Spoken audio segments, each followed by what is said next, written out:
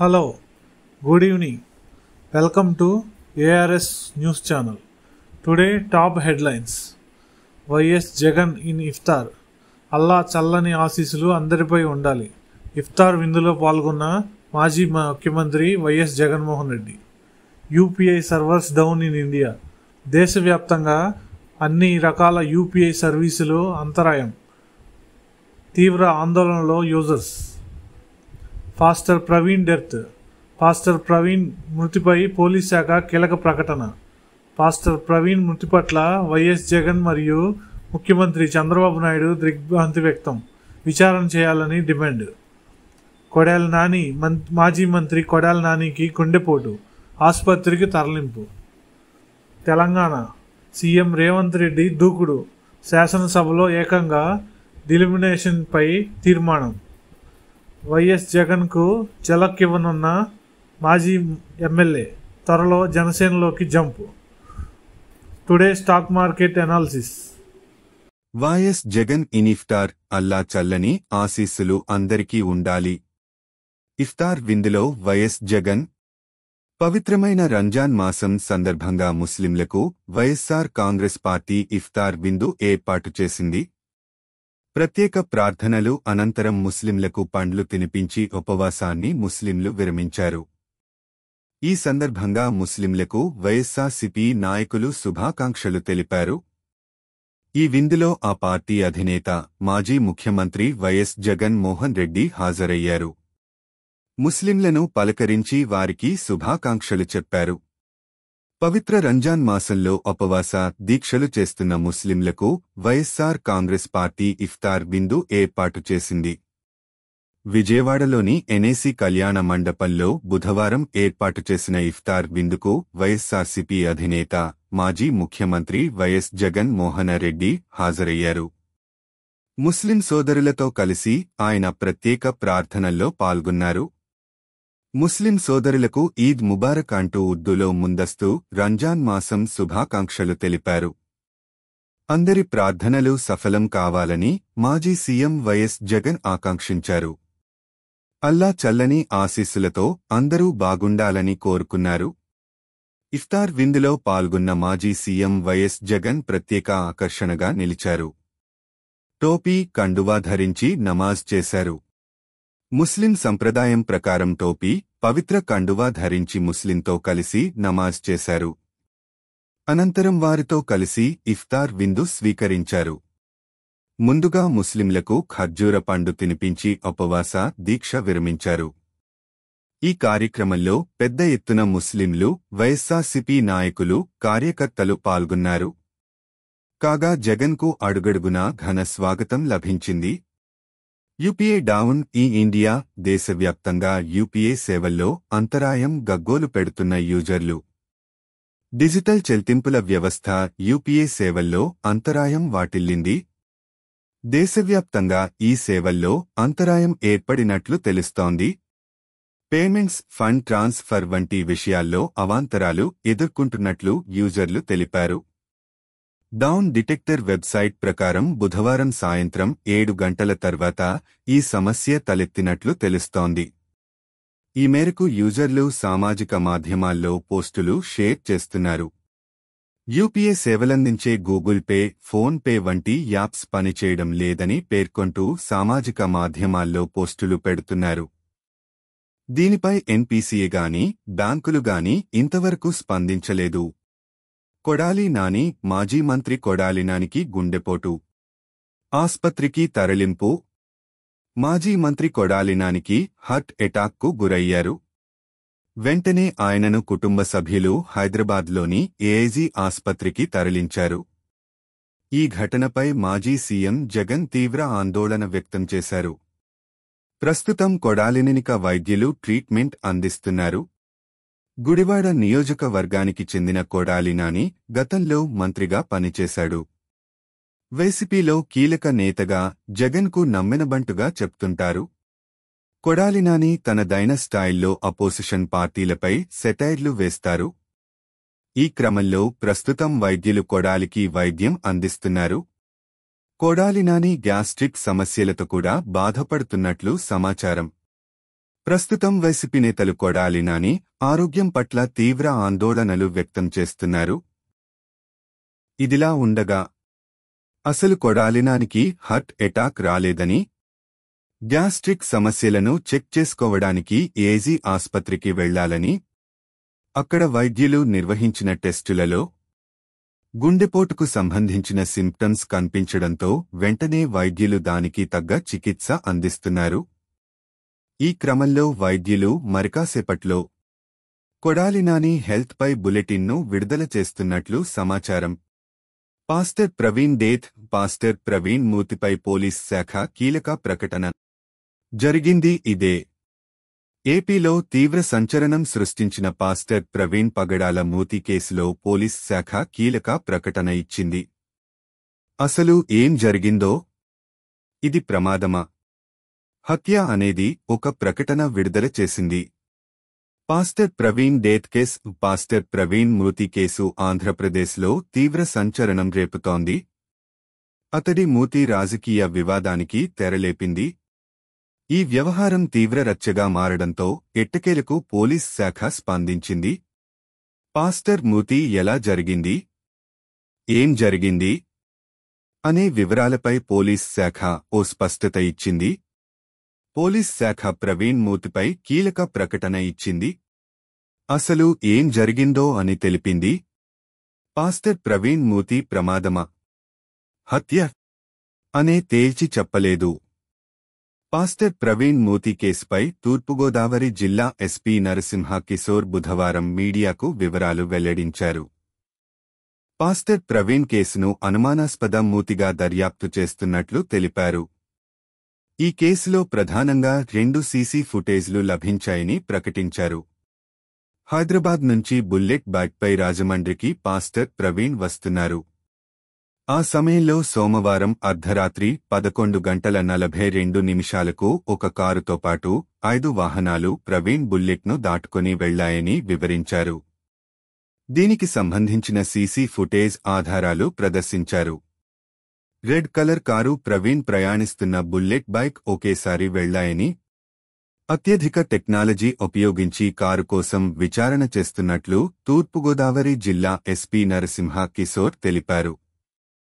Kovvur DSP Devakumar నేతృత్వంలో 2 సీఐలు, ఎస్ఐలతో ప్రత్యేక బృందం ఏర్పాటు చేసినట్లు ప్రకటించారు. పాస్టర్ ప్రవీణ్ మూతి కేసులో ఎవరి వద్ద అయినా బలమైన ఆధారాలు ఉంటే దర్యాప్తు బృందానికి అందించవచ్చుని సూచించారు. హైదరాబాద్ నుంచి రాజమండ్రి వరకు అన్ని కోణాల్లోనూ విచారణ చేస్తామని ఎస్పీ తెలిపారు. ఈ కేసులో ప్రాథమికంగా ఎలాంటి నిర్ధారణకు రాలేకపోతున్నట్లు ఓ స్పష్టత ఇచ్చారు. సమగ్రమైన దర్యాప్తు చేసిన తర్వాతే పూర్తి వివరాలు తెలుస్తాయని పేర్కొన్నారు. ఈ కేసులో కొందరు సోషల్ మీడియాలో మత విద్వేషాలు రెచ్చగొట్టేలా పోస్టులు పెట్టారని, వారంతా చట్టపరిధిలో ఉన్నట్టు గుర్తుంచుకోవాలని హెచ్చరించారు. మిగతా వివరాలు వెల్లడించేందుకు పోలీస్ శాఖ నిరాకరించింది. ఇప్పటివరకు తేలిన అంశమేమిటంటే పోలీస్ శాఖ కూడా పాస్టర్ ప్రవీణ్ మూతి హత్య లేదా ప్రమాదం అనేది చెప్పకపోవడం గమనార్హం. ఇంత టెక్నాలజీ అందుబాటులో ఉన్నా కూడా ఒక స్పష్టత ఇవ్వకపోవడంపై అనుమానాలు వ్యక్తమవుతున్నాయి. తెలంగాణ డిలిమిటేషన్, సీఎం రేవంత్ రెడ్డి దూకుడు. శాసనసభలో ఏకంగా డీలిమిటేషన్పై తీర్మానం. త్వరలో కేంద్ర ప్రభుత్వం చేపట్టబోయే డీలిమిటేషన్ వల్ల తమిళనాడు, తెలంగాణ సహా దక్షిణాది రాష్ట్రాలకు సీట్ల సంఖ్య తగ్గబోతున్నాయి. అదే సమయంలో ఉత్తరాది రాష్ట్రాలకు ఎక్కువ సీట్లు వచ్చే అవకాశాలున్నాయని స్టాలిన్ నేతృత్వంలో డీలిమిటేషన్పై పెద్ద రచ్చ నడుస్తోంది. డీలిమిటేషన్పై ప్రస్తుతం పెద్ద రచ్చ నడుస్తోంది. రాజ్యాంగం ప్రకారం చేసే ఈ నియోజకవర్గాల పునర్వజనకు కేంద్రంలోని బీజేపీ సర్కారుకు ప్రమేయం లేరంటున్నారు. మరోవైపు దక్షిణాదిలో స్టాలిన్ సహా కొంతమంది నేతలు కేంద్రంపై మాట్లాడానికి ఏ ఇష్యూ లేని కారణంగా డీలిమిటేషన్ అంటూ నాటకాలు ఆడుతున్నారని బీజేపీ నేతలు చెబుతున్నారు. ముఖ్యంగా స్టాలిన్పై ప్రజాగ్రహం పెరగడంతో పాటు లిక్కర్ స్కామ్ సహా పలు అంశాలపై అక్కడ ప్రభుత్వంపై తీవ్ర ఆరోపణలు ఎదుర్కొంటుంది. దాని నుంచి డైవర్ట్ చేయడానికి డీలిమిటేషన్ ఇష్యూ ఎత్తుకున్నారనేది బీజేపీ వాళ్ల వాదన. ముఖ్యంగా దక్షిణాదిలో బీజేపీ ఎదుగుదలను అడ్డుకోవడానిక ఇండి కూటమి నేతలు చెన్నై వేదికగా ఒక్కటయ్యారనే కామెంట్స్ వినిపిస్తున్నాయి.